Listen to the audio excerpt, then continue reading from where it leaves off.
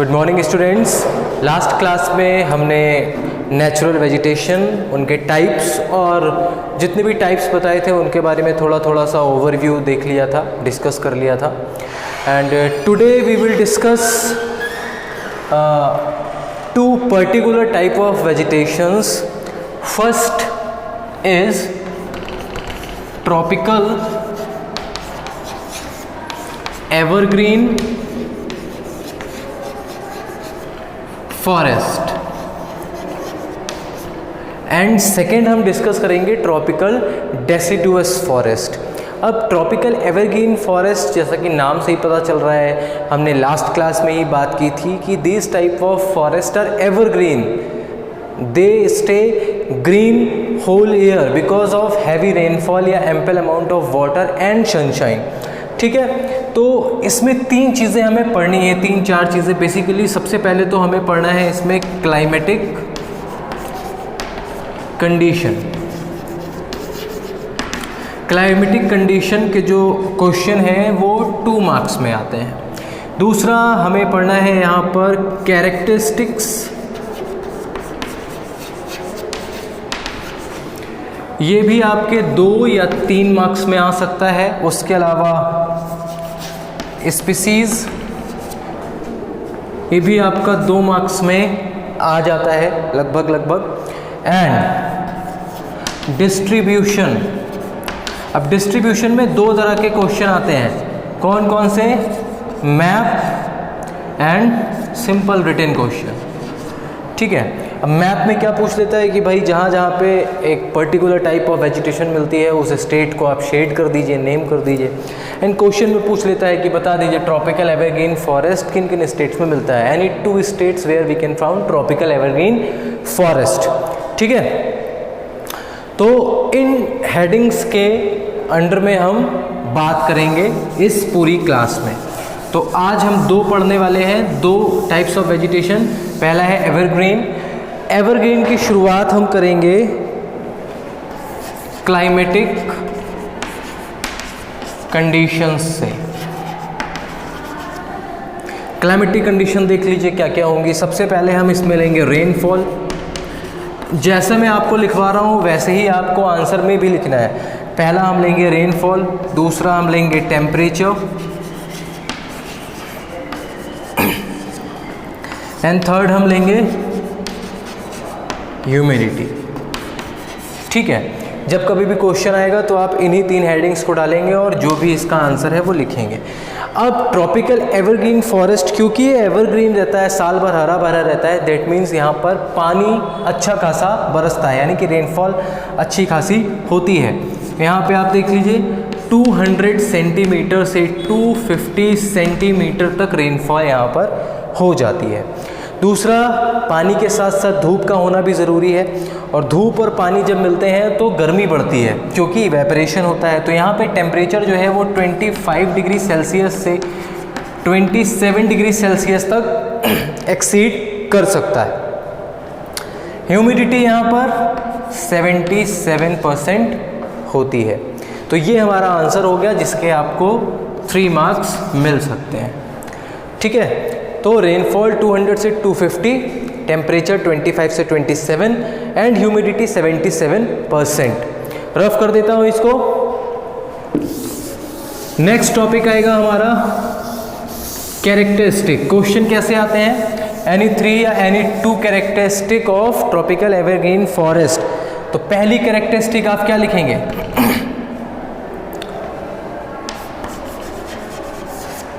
दे are या these type of forest, they are evergreen because of heavy rainfall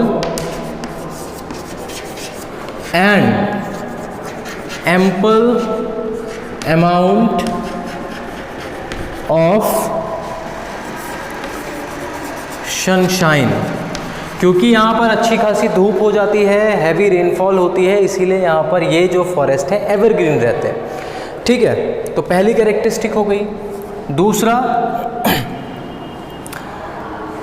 these type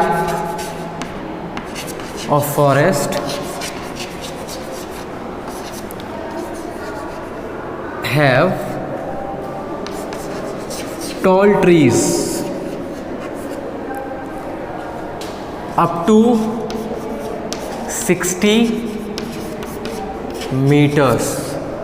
ठीक है, दो characteristic हो गई, आप इसका स्क्रीनशॉट ले लीजिए, तीसरा मैं रफ करने के बाद लिखूंगा। तो पहला देख लीजिए, they are evergreen because of heavy rainfall and ample amount of sunshine. Second है, these type of forest have tall trees up to 60 metres.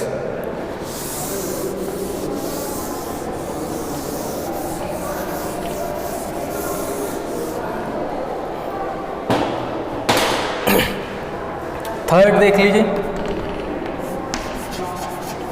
these type of forest are very dense, so hard to penetrate sunshine. क्योंकि ये बहुत ज़्यादा dense होते हैं, इनकी जो आप देखेंगे कभी भी रेन फॉरेस्ट तो ऊपर से इतने ज़्यादा घने होते हैं कि इनके नीचे जो सनशाइन है, सनलाइट है, कभी भी पेनिट्रेट नहीं कर पाती है, because very hard to penetrate sunshine. ठीक है, तो these are 3 characteristics of tropical evergreen forest. Next आता है हमारा स्पीसीज ऑफ ट्रीज। नेक्स्ट आएगा हमारा species of trees. Species of trees, वैसे तो कई सारे हैं लेकिन हम 3-4 नाम याद कर लेते हैं, 1 2 3 एंड 4। सबसे पहला लिख लीजिए रोजवुड, उसके बाद चपलाज, तीसरे में आप लिखेंगे इबोनी। ठीक है, rosewood, chaplas and ebony and sissoo. ठीक है, सिस्सू, यहाँ पे डबल एस होगा, सिस्सू। तो ये 4 याद कर लीजिए, 4 में से कोई भी 3 पूछे जा सकते हैं या 2 पूछे जा सकते हैं, तो आप इजीली लिख लेंगे। रोजवुड, चपलाज, इबोनी, सिस्सू, ये क्या है? एवरग्रीन फॉरेस्ट की स्पीसीज है। इसको भी रफ कर देते हैं। नाउ स्टेट पूछते हैं। State means distribution. सबसे पहले तो क्वेश्चन ही पूछ लेते हैं, राइट एनी 2 स्टेट। डिस्ट्रीब्यूशन ये कहाँ कहाँ मिलते हैं देख लीजिए, 1 2 3 4 5-6 नाम याद कर लेते हैं, 5 6। सबसे पहला आएगा हमारा महाराष्ट्र,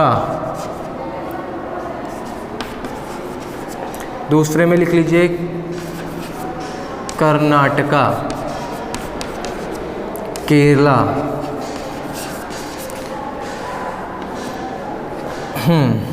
मणिपुर,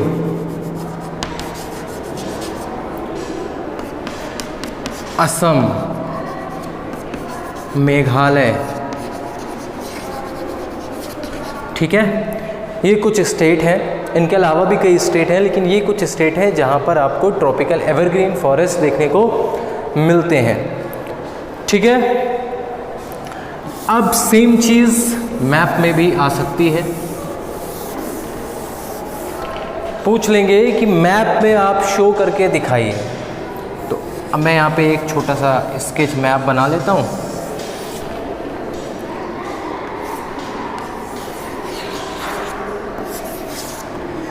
ये जो एरिया है यहाँ पर आपको मिलेंगे ट्रॉपिकल एवरग्रीन फॉरेस्ट। इसमें आपका महाराष्ट्र, कर्नाटका, केरल आ जाएगा। उसके बाद ये जो एरिया है अरुणाचल प्रदेश को छोड़ दीजिए, तो ये पूरा का पूरा एरिया आपका एवरग्रीन फॉरेस्ट में आ जाएगा, जिसके अंदर मणिपुर, नागालैंड, मिजोरम, त्रिपुरा, ये सारे स्टेट्स मिल जाएंगे आपको। ठीक है, तो ये हो गई बात किस चीज़ की? ट्रॉपिकल एवरग्रीन फॉरेस्ट की। हमने इसमें कैरेक्टरिस्टिक भी देख ली, हमने इसमें स्पीसीज़ भी देख ली, और हमने इसमें डिस्ट्रीब्यूशन भी देख लिया और क्लाइमेटिक कंडीशंस भी देख ली। नेक्स्ट जो आता है वो है हमारा ट्रॉपिकल डेसिडुअस फॉरेस्ट। इसमें भी पहली हेडिंग क्लाइमेटिक कंडीशंस। पहली हेडिंग क्या होगी? रेनफॉल। दूसरी होगी टेम्परेचर एंड थर्ड आएगी इसमें हमारी ह्यूमिडिटी। क्लियर? रेनफॉल में नोट करिए 150 centimetre to 200 centimetre. Rainfall 150 centimetre से 250 सेंटीमीटर तक होती है। टेम्परेचर यहाँ पर 24 डिग्री सेल्सियस से 27 degree Celsius, almost same as evergreen forest. And humidity आपकी यहाँ पर 60% से 80% हो सकती है, 60% से 80% हो सकती है। तो क्लाइमेटिक कंडीशन रेनफॉल 150 से 200 सेंटीमीटर, टेम्परेचर 24 से 27 degree Celsius and humidity 60 to 80%। Rough कर देते हैं इसको। Now next point is characteristic, any 2 और एनी 3 कैरेक्टरिस्टिक्स। तो पहली कैरेक्टरिस्टिक देख लेते हैं।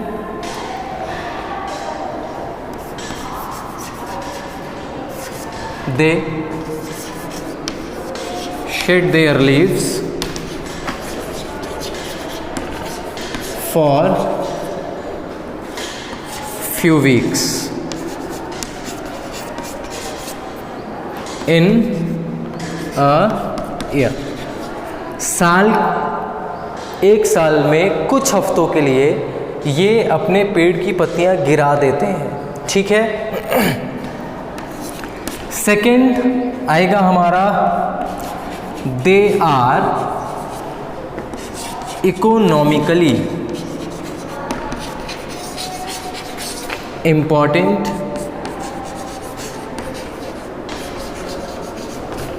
दे आर इकोनॉमिकली इम्पॉर्टेंट। ठीक है, क्यों? इसको आप तीसरा पॉइंट बना सकते हैं। Because they provide timber, they provide fuel wood, they provide fruits, they provide medicinal herbs etcetera. ठीक है, लेकिन हम यहाँ पर आपको बता दिया है, लेकिन लिखेंगे नहीं। तीसरा कैरेक्टरिस्टिक आप लिखेंगे दे ऑक्यूपाई या occupied larger area then ever green forest. यानी कि एवरग्रीन फॉरेस्ट से ज़्यादा हमारे यहाँ क्या मिलता है? Tropical deciduous forest. ठीक है, तो these are 3 characteristic of tropical deciduous forest. Next topic आता है हमारा स्पीसीज ऑफ ट्रीज़, कि कौन कौन सी ट्रीज़ की स्पीसीज हमको एवरग्रीन फॉरेस्ट में देखने को मिलती हैं।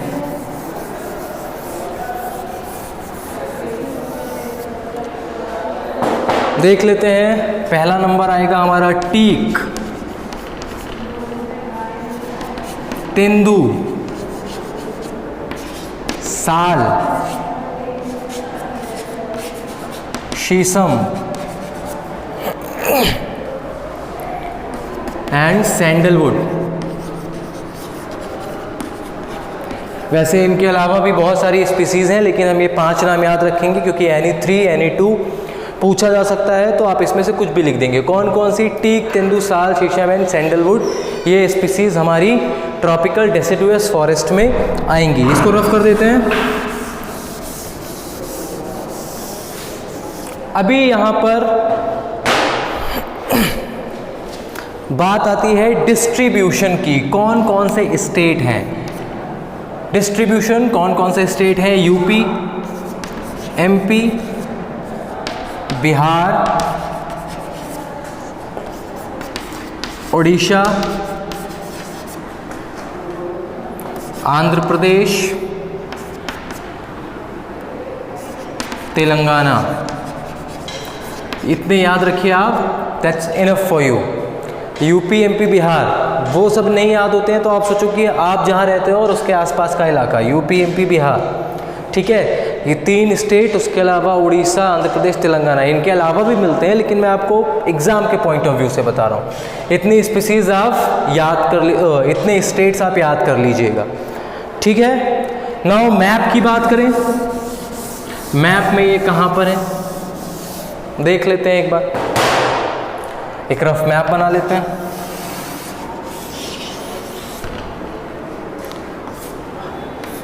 हमको इतने की ज़रूरत है। ये तो आपको पता है, अभी आपने लास्ट में पढ़ा था, ये क्या है, एवरग्रीन है। यहाँ पे एक पैच छोड़ दीजिए, यहाँ पर डेसिडुअस फॉरेस्ट नहीं मिलते।